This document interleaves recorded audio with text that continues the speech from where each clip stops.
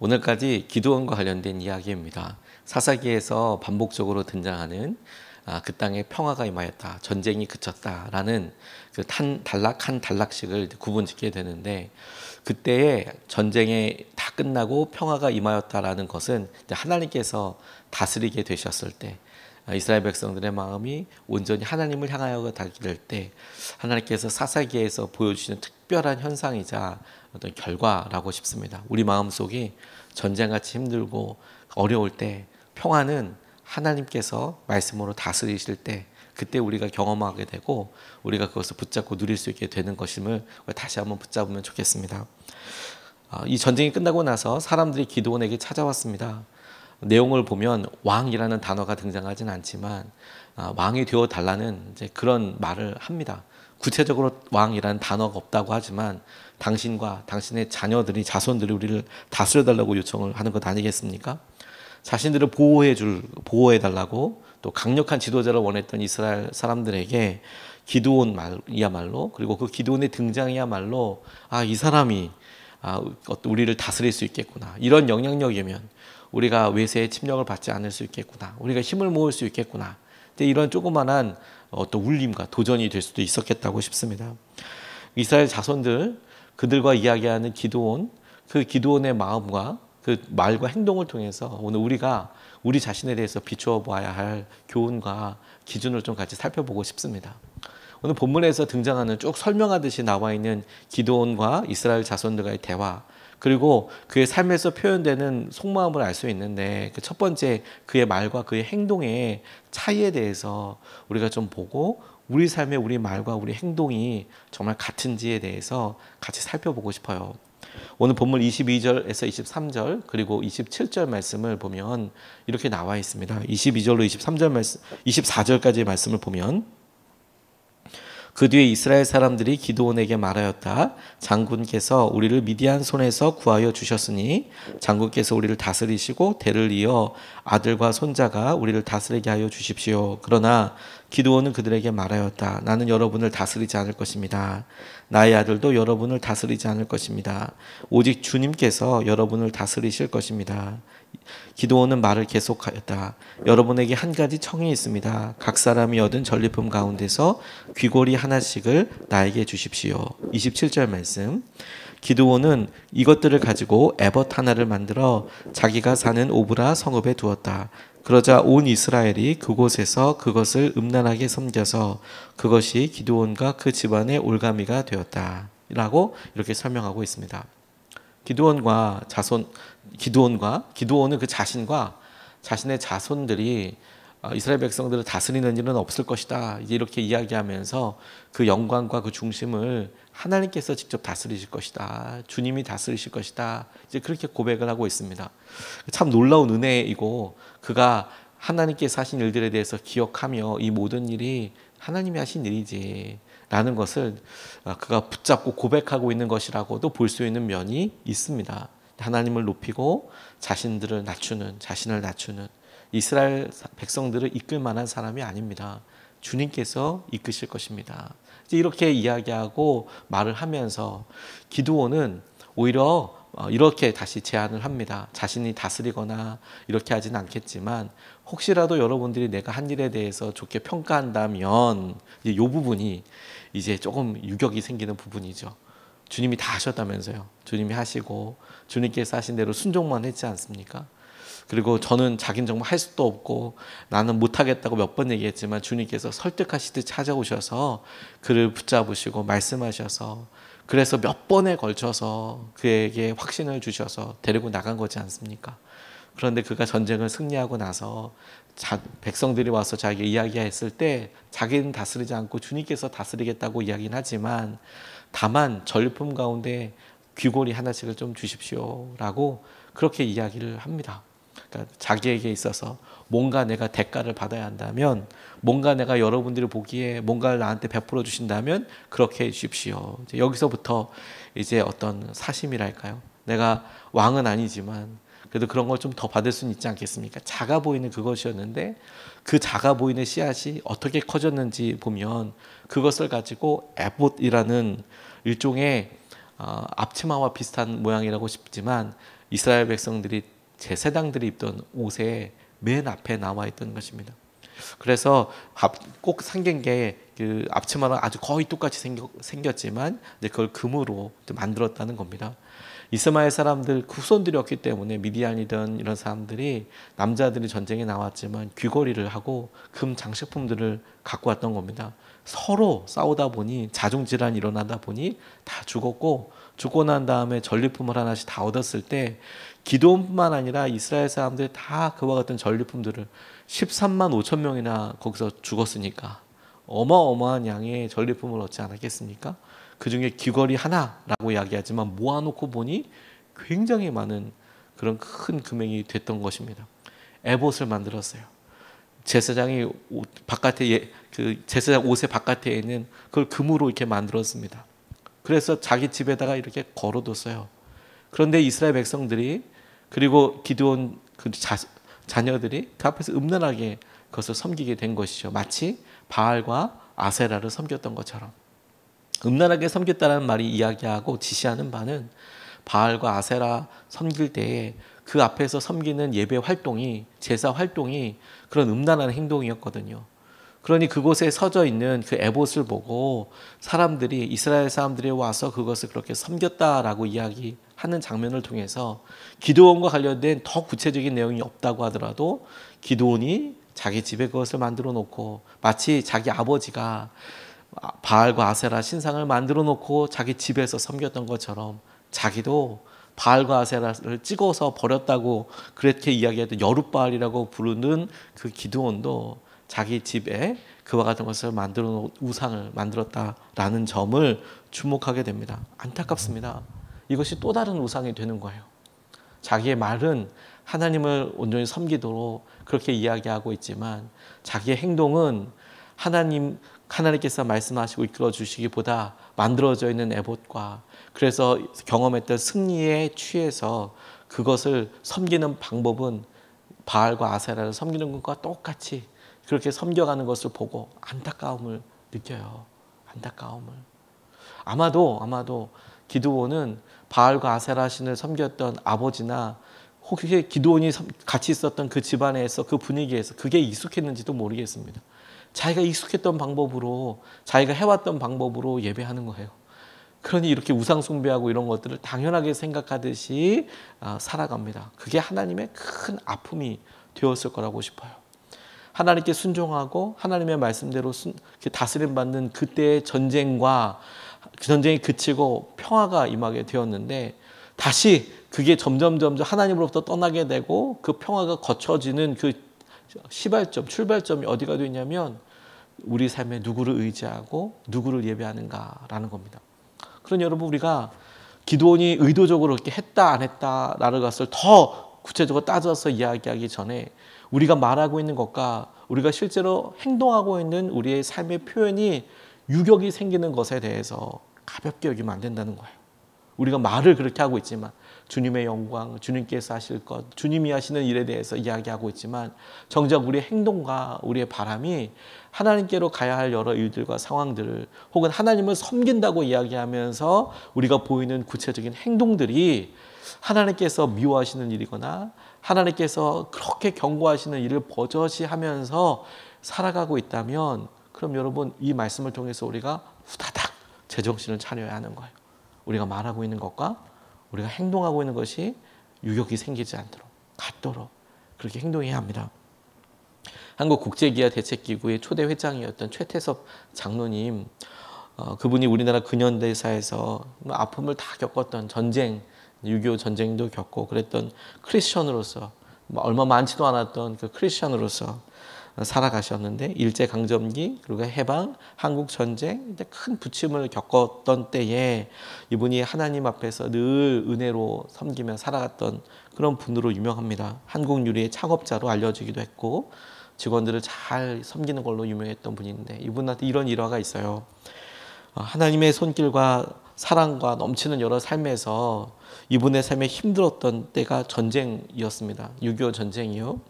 젊은 날 최태섭 장로가 사업을 위해서 빌린 돈이 있었는데 은행에 갚으려고 가던 길에 1사 후퇴를 만났다고 합니다. 다 전쟁이 나서 후퇴하는 그런 때인데 한국 전쟁에 가세한 중공군에 밀려서 국군이 남으로 이동을 하자 사람들은 보따리를 싸서 피난을 가기 시작했어요.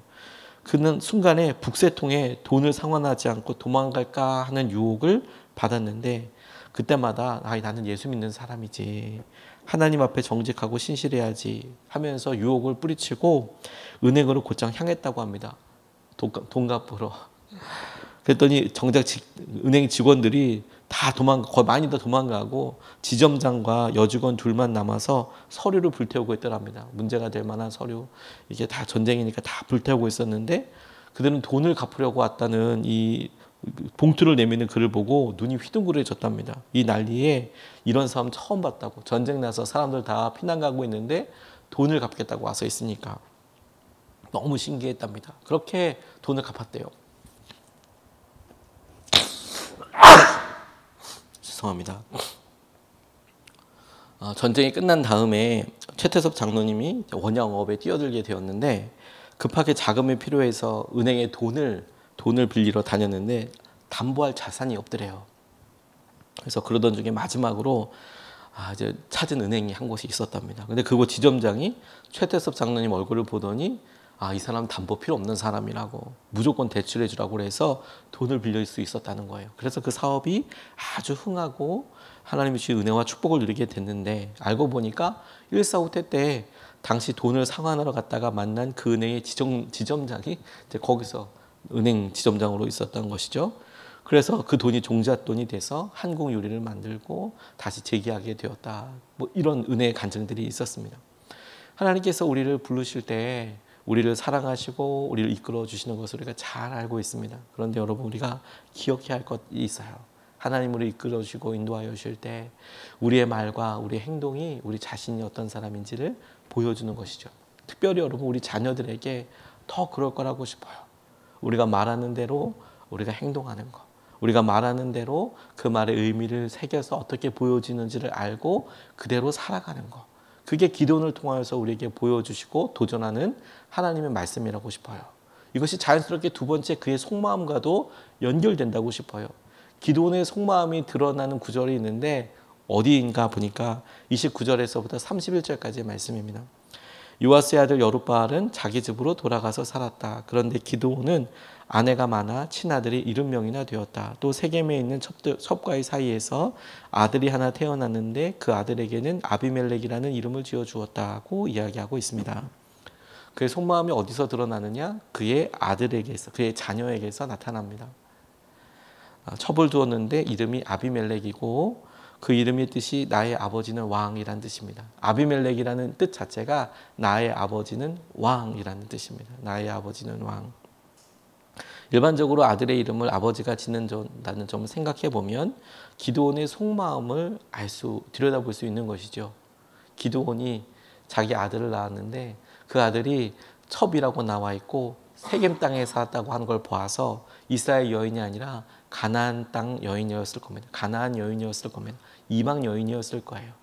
그의 말과 그 행동이 주님을 만난다고 이야기하지만 정작 그의 삶은 가나안 여인과 결혼해서 엄청나게 많은 자녀들을 두고 있는 상황이었습니다. 그런데 그 중에서 아들을 하나 낳고 그 아들의 이름을 직접 아비멜렉이라고 지어줬다는 거예요. 나의 아버지는 왕, 나의 아버지는 왕. 이것을 기드온의 입장에서나 아비멜렉의 입장에서 생각해 보십시오. 다음 주에 우리가 아비멜렉을 살펴보게 될 텐데 아비멜렉의 입장에서 내 이름은 아비멜렉이야, 다른 사람한테 내 이름은 아비멜렉이야 라고 이야기한다면 그 말의 뜻이 내 아버지는 왕이야, 내 아버지는 왕이야, 내 아버지는 왕이야, 이렇게 아비멜렉이 다른 사람들과 이야기할 때 그게 그런 의미가 되는 것 아니겠습니까? 그런데 이스라엘 사람들도 히브리 사람들도 우리나라 사람들 이름의 의미를 꽤나 중요하게 여겼어요. 아브라함, 아브라함으로 바꿔주시고 사레, 사라로 바꿔주시고 열방의 아버지, 어머니로 이름 바꿔주실 때의 모습을 보면 이름이 얼마나 중요한지를, 그리고 그 이름대로 어떻게 살아가는지를 우리가 살펴볼 수 있죠. 아비멜렉, 내 아버지는 왕, 내 아버지는 왕. 그 이름을 누가 지어줬냐면 기드온이 지어줬어요. 그러니까 아비멜렉에게 있어서 그가 화려한 전쟁에서 그의 아버지가 어떻게 승리했는지 아마 들어서는 알 겁니다. 그런데 아버지가 승리했는지는 알 텐데 하나님이 어떻게 승리하게 하셨는지에 대해서 어떻게 교육받았는지는 모르겠지만 어려서부터 그가 아비멜렉이 생활했던 경험과 환경들은 뭐냐면 내 아버지는 왕이야. 내 아버지는 왕이야. 내 아버지는 왕이야. 앞서 여러분 기드온이 나와 나의 자손들은 이스라엘 자손들을 다스리지 않을 것이다 라고 주님이 다스리실 것이다 라고 그렇게 이야기하고 금 귀걸이 하나 받고 끝난 것 같아 보였지만 정작 그의 속마음에서 그의 아들 이름 지어놓고 보니 나는 사실 왕 같아. 왕처럼 나는 이런 영향력을 가지고 살아 라고도 짐작하고 추측할 수 있는 여지가 너무너무 많은 것이죠. 자기 이름으로 자기 아들 이름을 내 아버지는 왕 아비멜렉이라고 지은 걸로 보니 그의 속마음에 그렇게 말하지 않았어도 정작 그는 그렇게 계속 생각하고 보면서 살아가고 있었다는 점에 우리가 우리의 마음을 한번 점검해 보게 됩니다. 여러 면에서 우리의 자녀들은 우리에게 아비멜렉이 될 가능성이 높습니다. 우리가 우리 자신의 믿음과 상황을 보며 우리는 주님을 인격적으로 만나서 주님께서 하신 여러 말씀들을 붙잡고 살아가지만 우리 안에 자녀들을 우리 마음대로 할 수 있습니까? 없지요. 사실. 없지만 그럼에도 불구하고 우리 마음에 그와 같은 삶과 여러 일들을 보았을 때 자녀를 우리 마음대로 할 수는 없지만 거꾸로 자녀들에게 영향력을 줄 수 있는 사람도 우리밖에 없습니다. 자녀를 우리 마음대로 할 수는 없지만 자녀들에게 영향력을 줄 수 있는 사람도 역시 우리밖에 없어요. 선생님들이 해줄 것 같지만 선생님들은 해주지 못합니다. 학교 선생님들이 최선을 다해서 또 여러 가르치는 분들이 최선을 다해서 이야기해 주지만 가장 기본과 가장 중심은 부모들을 닮아가게 되는 것 아니겠습니까? 영향력을 받는 것 아니겠습니까? 근데 우리의 삶이 아이들한테는 예수님을 믿어라. 예수님 믿으면 참 좋다. 이렇게 이야기하지만 정작 우리 아이들을 부르고 대하고 그리고 그 아이들을 통해서 우리가 보이는 행동들을 보면 네가 왕이야. 네가 우리 집 최고야. 우선순위 넘버원. 하나님보다 네가 우리 집 우선순위 넘버원. 뭘 해도 뭐 다 너를 위해서 하나님보다 너를 위해서 그게 아비멜렉이라고 부르는 것과 차이가 없는 거예요.